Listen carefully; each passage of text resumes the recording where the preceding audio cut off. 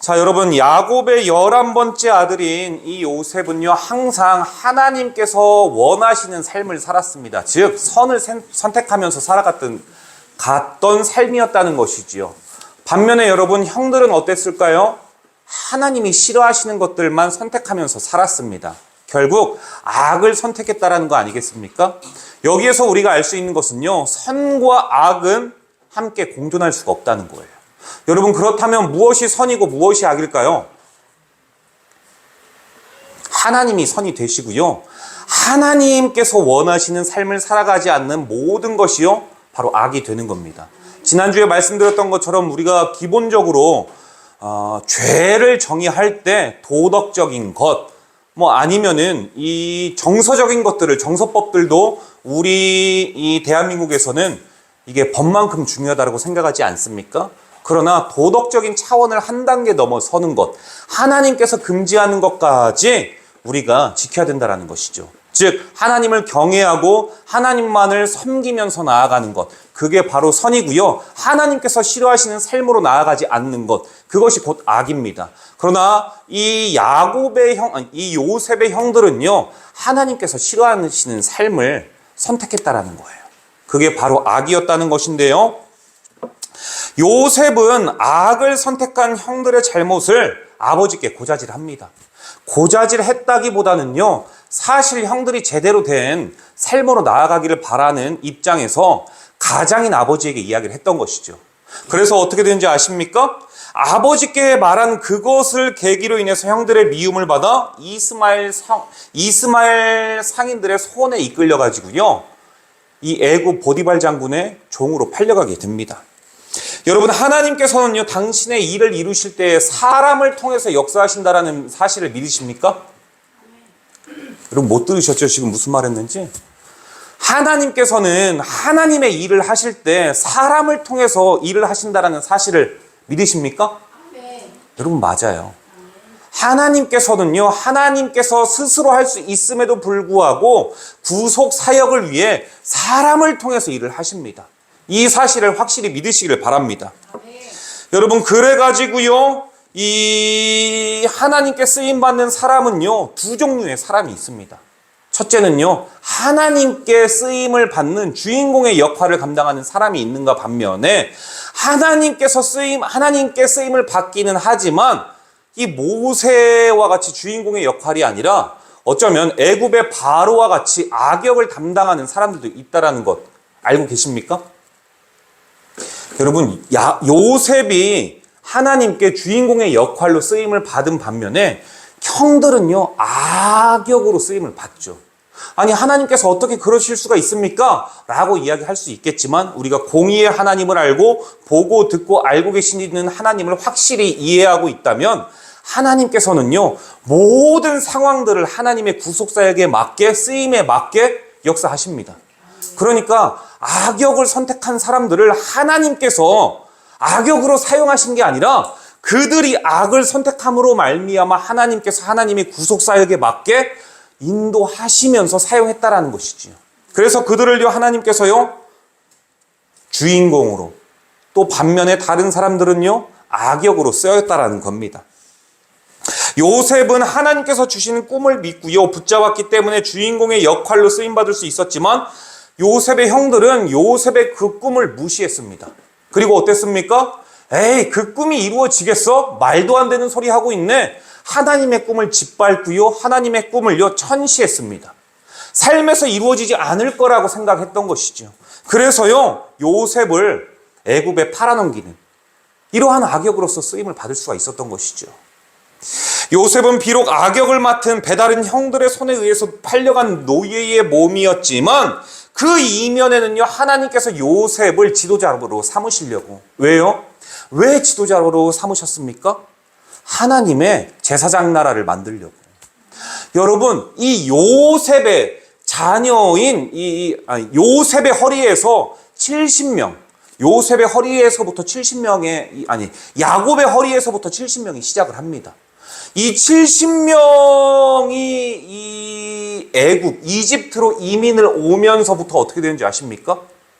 여러분, 놀라지 마십시오. 60만 명으로 번성하게 돼요. 이 60만 명이 성경에 나오는데 그것은요, 여러분, 장성한 남자들만 이야기를 하는 겁니다. 그러면 거기에 어린 아이들, 노인들, 여인들 다 합하면 적어도 200만 명이죠. 여러분, 고대 시대의 200만 명이라는 것은요, 엄청난 인구입니다. 여러분, 서울의 인구가 조선시대 때 한참 번성을 했을 때 채 20만이 못 됐었어요. 그런데 200만 명이라고 이야기를 하면은 한 나라와 견주어서 절대 꿀리는 게 아닙니다. 그 수치가. 여러분, 하나님께서요, 그 나라를 만드시기 위해서 지금 요셉을요, 선교사로 먼저 보낸 거예요. 너가 억울하고 힘들게 할 수 있지만 너희 형들이 정말 악독했거든. 정말 그 형들 못됐거든. 그러나 너를 팔아 넘기겠지만 내가 너를 보호해서 그 엄청나게 힘들고 기구한 인생 같지만 그거 내가 바르게 쓸게. 그거 너 의심하지 마. 내가 너를 어떻게 사용할 것인지 너는 알지 못하겠지만 나는 이미 다 구상해 놓았어. 여러분, 이 하나님을 믿으시길 바랍니다. 아멘. 여러분, 실제로 이 요셉의 인생을 보면은요, 이처럼 기구한 인생이 어디 있어요?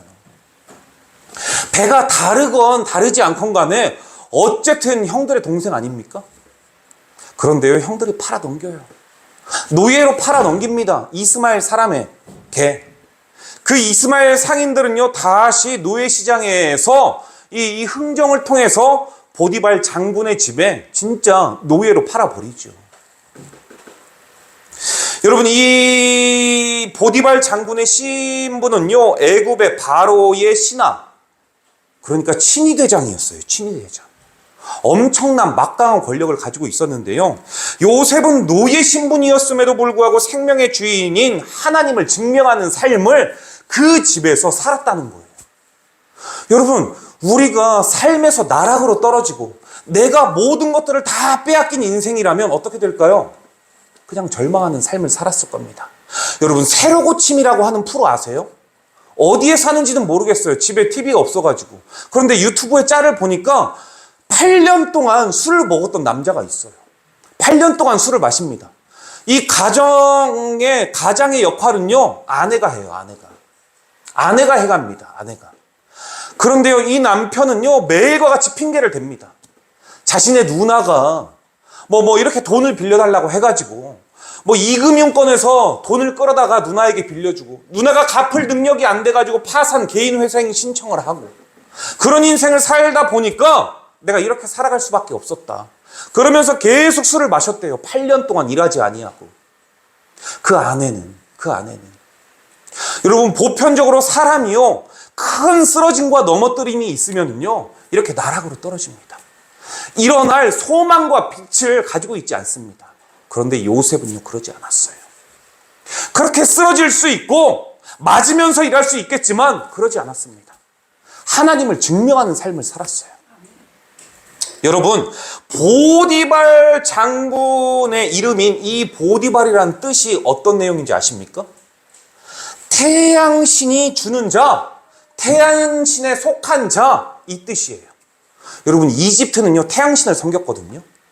그러니 이 보디발 장군, 친위대장이라고 이야기하는 그 이름 속에 얼마나 많은 권한과 권력이 있었겠습니까?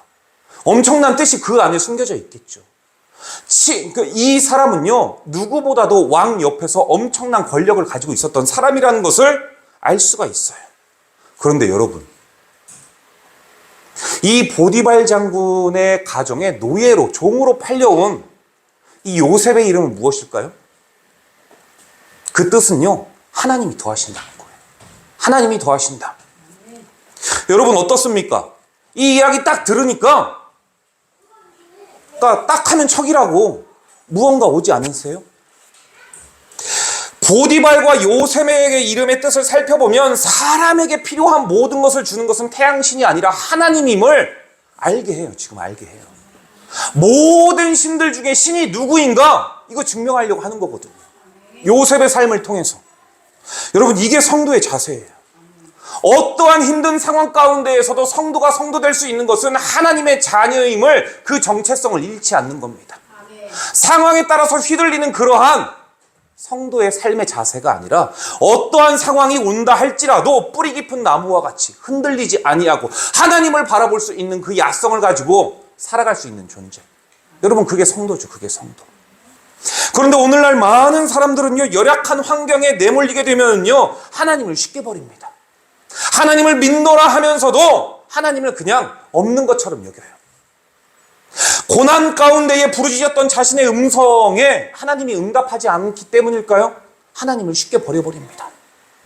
그러나 진짜 리얼 크리스찬이라고 하면은 요셉과 같이 혈혈단신으로 열악한 환경에 던져지지만 하나님이 더하신다, 이 믿음을 포기하지 않는 거예요. 하나님이 일하신다. 물론 나는 지금 당장 하나님이 눈에 보이지는 않지만, 그러나 하나님이 내 삶을 통해서 반드시 역사하시고 하나님이 하나님 되심을 나를 통해서 증명하실 것이다. 네. 여러분, 이 믿음을 가지고 있는 거예요. 여러분, 하나님이 그랬어요. 보디발 장군 집에서 가장 밑바닥 노예의 신분이었지만 이 요셉은 어떻게 한지 아십니까? 하나님이 더하신다, 이 마음으로 살아갔기 때문에 어떤 일을 했냐면요, 일할 때는요 노예의 신분이지만 하나님께 일하듯 했고, 모든 일을 억지로 하거나 마지못해서 하지 않았어요. 자신을 종으로 팔아버린 형들을 원망하고 불평하기보다 오히려 하나님의 뜻이 무엇인가, 여러분, 우리 지금 성경 공부 시간에 배우지 않습니까? 우리의 목적이 뭐라고요? 할렐루야, 하나님을 기쁘시게 하는 삶이 성도의 목적입니다. 그게 여러분 웨스트민스터 제1장에 나와 있어요. 인간의 목적, 제일된 목적, 하나님을 영화롭게 하고 영원토록 그를 즐거워하게 하는 삶을 살아가는 것, 그게요 성도의 제일된 목적입니다. 이 요셉은요 그 삶을 살아간 거예요. 우리가 기쁠 수 있는 상황에서만 하나님의 자녀의 역할을 드러내는 것이 아니라 어떤 상황이라 할지라도 하나님을 의식하면서 살아가는 자들, 그 살아가는 자들이라면요 그런 삶을 살아갈 수밖에 없다. 요셉이 오늘 우리에게 이야기를 하고 있는 겁니다. 그리고 이게 진짜 성도의 삶이다. 하나님께서요 오늘 39장을 통해서 저와 여러분에게 들려주시길 원하고 계세요. 그 결과 요셉은요 자신의 이름대로 사람의 필요는 태양신이 주는 것이 아니라 하나님이 더해 주신다라는 사실을 이 보디발 장군에게 보여줬는데요, 태양신을 섬기는 보디발 장군의 생각이 잘못되었다는 것을 알려주죠. 요셉의 삶을 보디발 장군과 그의 아내가 어떻게 정의했는지 아십니까? 우리 3절 한번 볼까요? 3절? 3절 한번 함께 읽어보겠습니다. 시작. 그의 주인이 여호와께서 그와 함께 하심을 보며 또 여호와께서 그의 범사에 형통하게 하심을 보았더라. 할렐루야. 여러분, 요셉을 종으로 삼은 주인조차 그를 이렇게 봤대요. 여호와께서 요셉과 함께 하심을 보며 요셉에게 보디발이 가장 중요하게 여기는 소유물들을 다 맡겼다는 거 아니겠습니까? 여러분, 왜 요셉에게 맡겼습니까? 그냥 일이 아니라 이 요셉에게 맡겼더니요 잘 풀리니까요. 모든 일들이 형통하니까요. 이거 사람 잘 썼거든요. 썼는데 그 자가 하나님을 믿는데요. 그러니까 모든 일이 잘 되니까요. 그래서요 모든 일을 맡기면서 더 좋은 일이 생길 거라는 기대감이 있지 않았겠어요? 그게 4절과 6절이에요. 4절과 6절. 그 기대감으로 가정의 총무를 삼았죠. 보디발의 생각과 결정을 보면은요 그도 알았어요. 뭐요? 태양신이 주는 게 아니라는 거예요. 3절에 그렇게 고백을 했으면서 자신은 모르지만 그를 인정하고 태양신을 섬기는 자가 아니라 하나님을 섬기는 자에게 다 맡겼잖아요. 그도요 피부로 알고 있었다는 거예요. 생명의 주인은 무엇인가 더해주는 자는 태양신이 아니구나. 그는 깨닫지 못할지는 모르겠지만 몸이 반응하고 말해주고 있는 것이죠. 할렐루야. 보디발이 요셉에게 맡긴 소유물은요 집, 짐승, 재산, 그리고 그에게 그 밑에서 일하는 모든 사람까지, 그들 모두까지 다 맡겼다는 거예요. 그러나 포함되지 않은 것은 누굽니까? 보디발 장군의 아내죠. 아내는 일단 소유물이 아닙니다. 그 당시에 이집트에서는요. 요셉의 증언을 통해서도 알 수 있는데요. 39장 9절의 이 9절의 말씀을요. 제가 이 세 번역 말씀을 통해서 이해하기 쉽게 읽어드릴게요. 이 집안에는 나의 위에는 아무도 없습니다. 나의 주인께서 나의 마음대로 하지 못하게 한 것은 그런데 딱 한 가지뿐입니다. 그것은 마님입니다. 마님은 주인 어른의 부인이시기 때문입니다. 오늘날 돌발 사태, 보디발 장군의 아내가 요셉을 유혹하는 일이 일어나요. 이 사건은 하나님의 사람 요셉에게 인간의 본능적인 욕구와 타협을 요구하는 사건이기도 하고요, 시험이기도 해요. 여러분, 무수히 많은 상황들이 우리 삶에 있습니다. 이렇게 딱 떨어지는 상황은 우리에게 없을 수 있어요. 딱 떨어지는 상황이 올 수도 있지만, 그러나 깨어있고 분별할 수 있는 자라면 이것을 대입할 수는 있겠죠. 정확한 상황은 아니라 할지라도. 그렇지 않습니까? 어떤 유혹 상황 가운데서 내가 무엇을 선택해야 될 것인가? 그 상황을 오늘의 본문을 통해서 우리가 찾아보자라는 거예요. 여러분, 이 요구에도요, 본능과 욕구에 타협하지 아니하는 요셉의 장점이 일어나는데요. 그 장점이요, 9절 하반절입니다. 하반절, 요셉은 용모가 빼어나고 아름다웠다. 아름다웠더라. 세 번역엔 뭐라고 이야기를 하냐면요, 요셉은 용모가 준수하고 잘생긴 미남이었다. 할렐루야. 사람은 자신의 장점이 때로는요, 미혹의 대상이 될 수 있다는 거예요. 그렇지 않습니까? 모든 인간의 장점은 미혹의 대상이 될 수 있다는 사실을 믿으시길 바랍니다.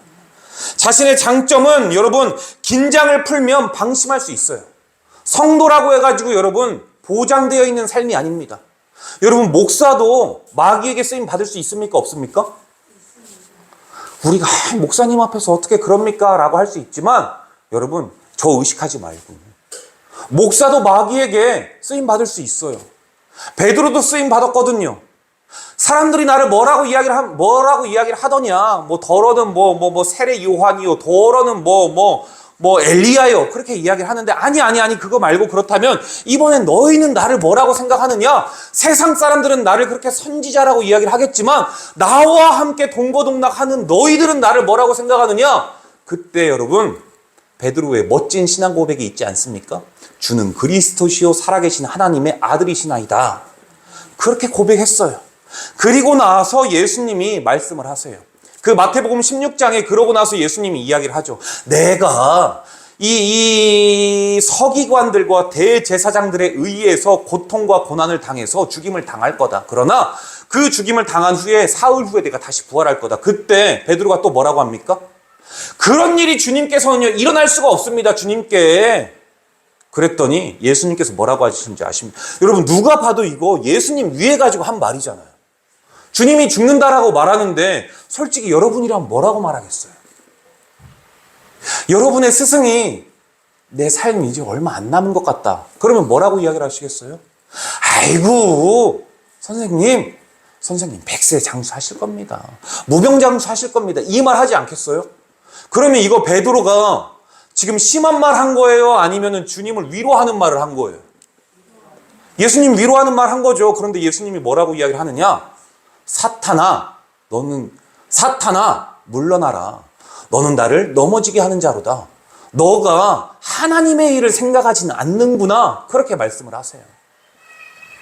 여러분, 우리가요, 상대에게 좋은 말을 하고 있는 상태일 수도 있어요. 누군가 저 사람을 위해주기 위해서 좋은 말 할 때가 굉장히 많습니다. 그런데 그거요, 하나님께서 원하시는 건지 아닌지 그것조차 분별하라는 거예요. 그게 하나님의 구속사역이면은 여러분, 거기에 새 힘을, 주님의 평화가 함께하기를 바랍니다. 이 이상 할 게 없어요. 이 이상 할 수 있는 게 없다라는 겁니다. 여러분, 그래서요, 우리가 어떠한 상황 가운데에서도 중심을 잡는 게 중요해요. 방심하면 안 된다라는 거죠. 내가 누구의 자녀이며 어떤 신분인지 그거요, 긴장의 끈을 놓아서는 안 된다라는 겁니다. 그게 끈을 놓는 순간 큰 미혹을 당할 수가 있어요. 하지만 여러분, 우리가 이 끈을 놓지 않으면 지금 당장 타협해서 무엇인가 정말 대단한 결과를 얻을 수 있을 것 같지만 그 유혹만 참으면 더 큰 것을 우리는 소유할 수가 있습니다. 여러분, 여기에서 이기면 더 큰 장점이 되어서 큰 일을 감당할 수 있는데, 주인의 아내가 요셉에 동참하기를 청했는데 본문 7절이에요. 그 후에 한번 읽어보겠습니다. 시작. 그 후에 그의 주인의 아내가 요셉에게 눈짓하다가 동침하기를 청하니. 적어도 보디발 장군의 아내의 요청은요, 이게 한 번이었을까요? 한두 번 아니었다라는 거예요. 원어를 살펴보면요, 끈질기게 요구하다, 이 내용을 이야기하고 있어요. 원어로 보면 한두 번이 아니죠. 한두 번이 계속 이야기를 합니다. 요셉은 주인의 아내의 청을 거절하면서 본문 8절과 9절이죠. 8절 9절 함께 읽어볼까요? 시작. 요셉이 거절하며 자기 주인의 아내에게 이르되 내 주인이 집안의 모든 소유를 간섭하지 아니하고 다 내 손에 위탁하였으니 이 집에는 나보다 큰 이가 없으며 주인이 아무것도 내게 금하지 아니하였어도 금한 것은 당신뿐이니 당신은 그의 아내이니라. 그런즉 내가 어찌 이 큰 악을 행하여 하나님께 죄를 지으리이까. 아멘. 여러분, 이거 멋진 고백 아닙니까? 진짜 멋진 고백 아니에요? 이 창세기 39장 8절과 9절의 가장 이 8절 9절의 핵심 구절은요, 마지막이에요. 마지막. 그런즉 내가 어찌 이 큰 악을 행하여 하나님께 죄를 지으리이까. 주인께서 금하시는 것이 무엇인지 명확하게 알고 있었어요. 여러분, 이게 성도입니다. 요셉은요, 참 하나님의 사람이었죠. 하나님께서 금한 것이 무엇인지 알고 그것을 따르는 성도의 삶을 우리에게 보여주고 있어요. 요셉은 분명하게 거부 의사를 밝혔는데, 그런데도 주인의 아내는 날마다 끈질기게 요청을 하고 요구를 하는 겁니다. 그러면서 요셉에게 접근하죠. 요셉은 그 여인과 함께 침실로 가기는커녕 그 여인과 함께 있지도 않습니다. 하루는 요셉이 할 일이 있어서 집 안으로 들어갔는데 종들은 집 안에 한 명도 없었어요. 여인이 요셉의 옷을 붙잡고 동참하자고 졸랐습니다. 그러나 요셉은요, 붙잡힌 자기의 옷을 그의 손에 버려둔 채 뿌리치고 집 밖으로 나가버립니다. 여러분, 대단하죠? 요셉은 대꾸조차 하지 않고요, 그 어떤 틈도 주지 않았다는 거예요. 방심하지 않았다는 것이죠. 왜 어떻게 방심하지 않을 수 있습니까? 하나님이 늘 보시니까, 나의 언행을 늘 들으시니까, 그리고 그것을 종합해서 늘 알고 계시니까, 하나님을 의식하는 삶을 살아갈 수밖에 없기 때문에. 여러분, 이쯤 되면요, 주인의 아내는 어땠을까요? 요즘의 언어로 이야기를 하면 빡쳤죠. 빡쳤어요. 열받았습니다. 엄청나게 열받죠, 여러분. 여인의 구애를 거부해서 여인이 부끄럽기 때문이지 않겠습니까? 그런데 더 빡치고 열받는 것은요, 당시에 노예에겐 인격이 있습니까? 없습니까? 인격이 없어요. 인격조차 없는 노예에게 무시를 당한다라고 생각을 하니까 화나죠. 분이 나죠. 열이 받죠. 그런데 여러분, 그 열정이 분노로 바뀌면 어떻게 되냐면 미움이 됩니다. 미움. 열정이요, 한번 어떻게 해보려고 했던 그 열정이요, 분노로 바뀌니까요, 미움으로 변해가지고 요셉을 향해서 어떻게 하게 되냐면 14절 15절에 집에서 일하는 종들을 불러가지고 누명을 씌우는 거예요. 이거 새번역 성경으로 읽어드릴게요.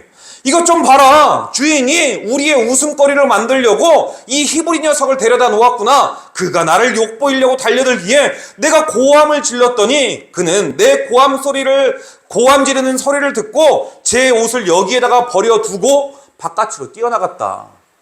그러니까 요셉이 자기를 겁탈하려고 했다고 이 종들에게 다 이야기를 하는 거예요. 여러분, 여기에서 우리가 알 수 있는 게 무엇입니까? 무엇을 알 수 있습니까? 죄를 지은 사람은요, 거짓을 꼭 고한다라는 거죠. 그리고 그것을 합리화시킨다는 거 아니겠습니까? 합리화. 나는 잘못이 없고 다른 사람이 잘못해서 이 일이 이렇게 되었다. 여러분, 이거 어디에서 많이 들어보지 않았습니까? 우리의 핑계 아니에요? 우리의 핑계?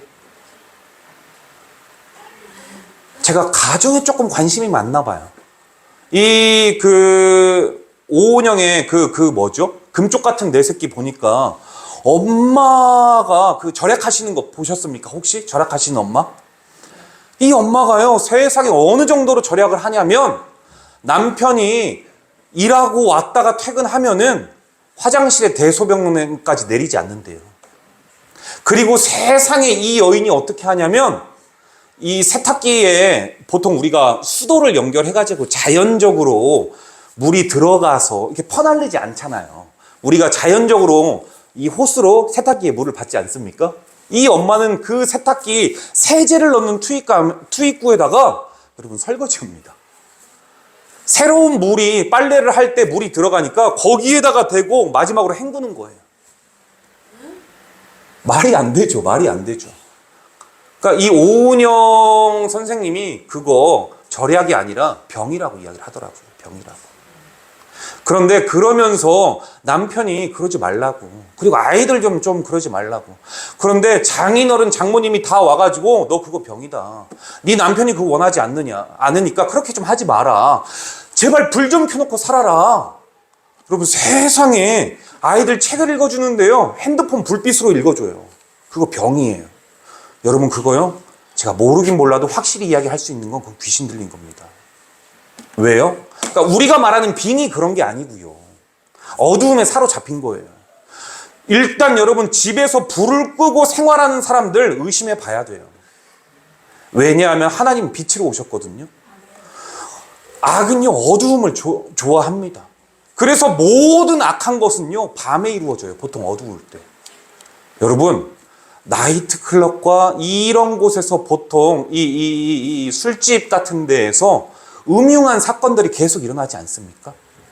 그리고 거기에서는요 조직폭력배나 그 사람들이 함께하고 있지는 않습니까?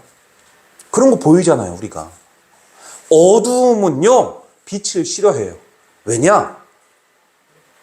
양심의 가책을 느끼는 일들을 해야 되는데 사람들이 몰라야 되거든요. 그런 일들을 행합니다. 그런 일들을. 그리고 그 엄마라는 사람이요 분명히 다른 이야기를 했거든요. 불 좀 켜고 살아라, 그러지 말아라, 아이들한테 그러지 말아라. 남편도 이야기를 하니까 갑자기 화제를 바꿔버립니다. 변명, 말도 안 되는 이야기를 해요. 당신 그러니까 뭐라고 했어? 쥐꼬리 같은 월급 받아오니까 그러지. 당신 내가 책 사주면서 제발 공부 좀 하라고 했잖아. 뭐 남들은 뭐 투잡, 쓰리잡 한다고 하던데. 그럼 남편의 월급이 알고 보니까요 700, 800이래요. 그거 못 버는 거 아니잖아요.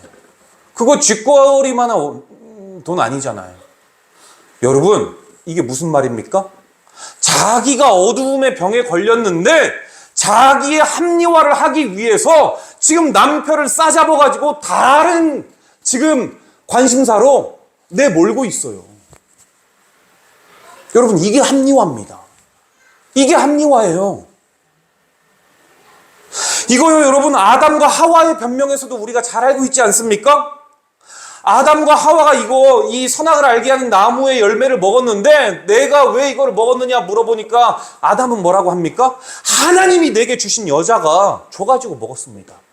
아니, 그냥 아내가 줘서 먹었어요. 이게 아니라 하나님이, 내가 이렇게 된 거는 당신이 월급을 쥐꼬리만큼 벌어와서 내가 이러고 있는 거야. 합리화시키죠. 이 아내인 하와는 또 뭐라고 이야기를 합니까? 뱀이 날 미혹해서 내가 어쩔 수 없이 먹었습니다. 여러분, 모두가 이래요. 이 보디발 장군의 아내가 그렇습니다.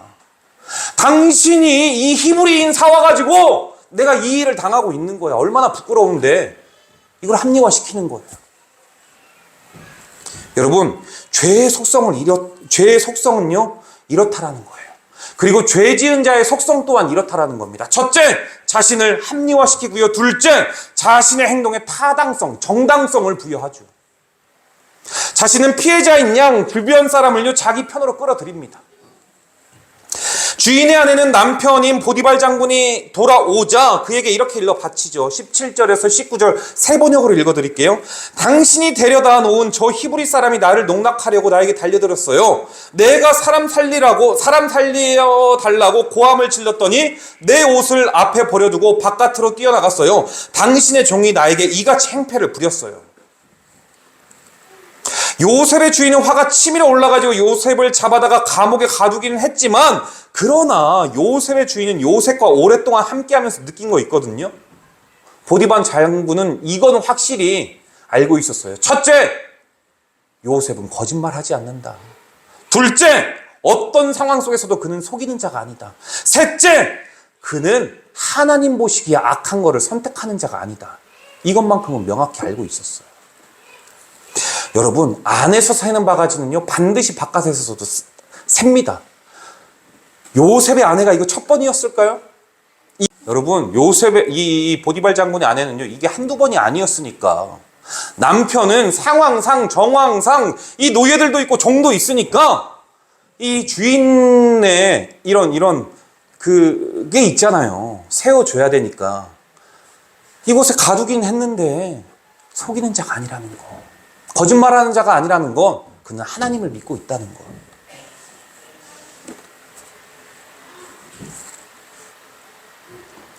요셉을 향한 이런 신뢰와 확신이 있었기 때문에 팔려온 종에게 자신의 소유를 다 맡겼죠. 요셉의 처지에서 보면 이 돌발 사건이 보디발 집안 일을 그만두고 다른 일을 경험하게 할 수 있는 사건이 됩니다. 이 사건 이면에 이런 기막힌 사실을 누가 알겠어요? 그렇죠? 요셉 자신은 모르고 있었지만 하나님은요, 이거 다 계획을 해 놓으신 거예요. 그 여인이 이럴 거고 이럴 건데 내가 어떻게 하면은 요셉을 최고의 고통의 사건이 아니라 이것을 통해서 의로운 일을 할 수 있게 할까? 저 여인은 흉악하고 악해서 내가 원하는 삶을 살아가지 않을 건데 그렇다면 빨리 100가지 1000가지에 한번 돌려보자. 돌려가지고 이 요셉이 최대한으로 하나님의 뜻을 이룰 수 있는 경험들을 할 수 있게 해보자. 이것들을요, 하나님께서 시스템을 계속 돌려봤겠죠. 그랬더니 이게 하나님께서 일하실 수 있는 가장 좋은 능력은 이거였다는 거 아니겠습니까? 여러분, 중요한 것은요, 요셉은 하나님을 모르고 있었지만 하나님을 선택한 요셉의 삶을요, 하나님께서는 외면하지 않았다는 거예요. 그를 기억했다는 거죠. 여러분, 여기에서 알 수 있는 것은 우리 하나님은요, 자신을 존귀하게 여기는 자를 우리 하나님 또한 존귀하게 대하신다는 거예요. 그래서 우리 하나님은 여러분 살아계십니다. 할렐루야. 아멘. 여러분의 모든 삶을 보고 듣고 알고 계십니다. 아멘. 여러분, 우리가 보편적으로 살아계신 하나님이다 라고 이야기할 때 호흡을 숨쉬는 하나님이라고 생각하지 않죠? 우리가 하나님은 살아계신다 이꼬르 하나님은 일하신다. 아멘. 일하시는 하나님이기 때문에 우리가 살아계신다라고 이야기를 하지 않습니까? 여러분, 우리 하나님은요, 살아계세요. 이제 일하십니다. 오늘도 그 하나님께서 하나님을 전심으로 예배하는 자들을 존귀하게 여기셔서 여러분의 삶의 모든 영역에서 살아 계시는, 일하시는 하나님을 경험하시기를 주님의 이름으로 축복합니다. 아멘. 요셉은 주인마님의 이 유혹하는 사건 속에서도 호강과 편안함과 고생의 이제 끝이다. 그래서 이 주인마님의 유혹을 선택하지 않았어요. 여러분, 잠깐만 선택하면요, 고생 끝일 수 있거든요. 그런데도 거부합니다. 하나님의 뜻이 아니기 때문에. 이게 고통이 따른다 할지라도 그거 내가 감내할 수 있다. 타협하지 않았죠. 하나님 앞에서 죄를 지을 수 없다. 이 상황이 여러분 생명의 길로 가는지 아니면 죽음의 길로 가는지 저와 여러분 구분할 수 없어요. 요셉도 구분할 수 없었습니다. 그런데 이때 마치 에스더와 같은 신앙이었던 것 같아요. 죽으면 죽으리이다. 내가 하나님 믿는데 하나님이 시퍼렇게 두 눈 뜨고 나를 보고 계시는데 나 그럴 수는 없다. 내가 말씀에 불순종하는데도 불구하고 여러분 길이 잘 열리고 잘 된다면 그거 함정입니다. 여러분, 그거 하나님의 뜻이라고 착각하지 마시고 합리화시키지 마세요. 나를 죄악에 빠뜨리려고 결국 허우적거리게 하는 늪이심을 기억하시길 바랍니다. 우리가 잘 되면 이러거든요. 이거 하나님의 뜻이다. 그런데 첫째, 말씀 읽어보셨습니까? 둘째, 그 말씀을 읽으셨다면 분별할 줄 아십니까? 셋째, 그렇다면 기도해보셨습니까? 그게 하나님의 뜻이라면? 이 세 가지의 일을 내가 행하지도 않았는데 잘 되고 있다? 그거 미혹이고요, 함정이고요, 잘못됐다라는 거예요. 반면에 요셉의 사례를 적용해보자면 내가 말씀에 순종했는데도 불구하고 더 큰 어려움이 닥치고 괴로움이 있다. 그거요, 확실한 것은 하나님의 길이고요. 둘째, 복을 받는다라는 거예요. 여러분, 우리가 죄의 환경에 노출되었을 때 어떻게 대처해야 되는지 요셉이 잘 알려주고 있습니다. 죄에 대한 요셉의 대처, 그의 방법을 보면서 우리 또한 동일하게 적용해 본다면 죄의 유혹에서 벗어나서 주인이 금한 것을 따르는 영생의 길로 가는 성도가 되리라 믿습니다. 요셉의 대처 방법은 죄를 멀리하기 위해서 모든 것을 다 보고 듣고 아시는 하나님을 의식하는 삶이었어요. 그 결론의 방점이요 9절이지. 내가 어찌 이 큰 악을 행하여 하나님께 죄를 지으리이까? 여러분 이런 삶을 살아가십니까? 요셉이 만약에 보디발이나 세상의 안목을 두려워했다면 오히려 은밀한 죄 가운데에서 일을 행했을 겁니다. 여러분 이런 삶 살아가세요? 하나님을 믿노라 하면서 은밀하게 어두운 곳을 좋아하진 않습니까? 죄의 유혹과 타협하진 않습니까? 보디발 장군의 아내의 유혹에 함께했다면 적어도 요셉은요 고향에도 왔다 갔다 했겠죠. 고향에도 왔다 갔다 했을 겁니다. 그러나 요셉은 사람들의 눈보다 하나님의 귀를, 하나님의 눈을, 하나님의 시선을 의식했습니다. 여러분 그런데 이 공식은요 저와 여러분들에게도 똑같아요. 여러분의 삶에서 요셉처럼 죄악의 길이 손을 뻗쳐올 때 그때 하나님만 의식해야 된다고 요셉을 통해서 오늘을 살아가는 우리에게 하나님께서 계속 이야기를 하고 계십니다. 제발 보고 듣고 알고 있는 나를 좀 의식해. 너희가 하나님을 믿는다라고 이야기를 한다면 이것만큼은 잊지 마. 여러분 요셉은 항상 하나님을 의식하면서 살아갔기 때문에 죄의 자리는 잊지도 않았습니다.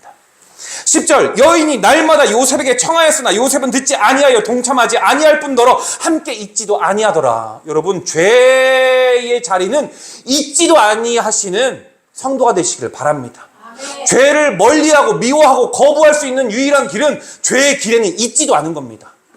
여러분 가장 미련한 사람이 죄의 자리에서 내가 하나님의 자녀임을 드러내겠다. 이게 가장 미련한 사람이에요.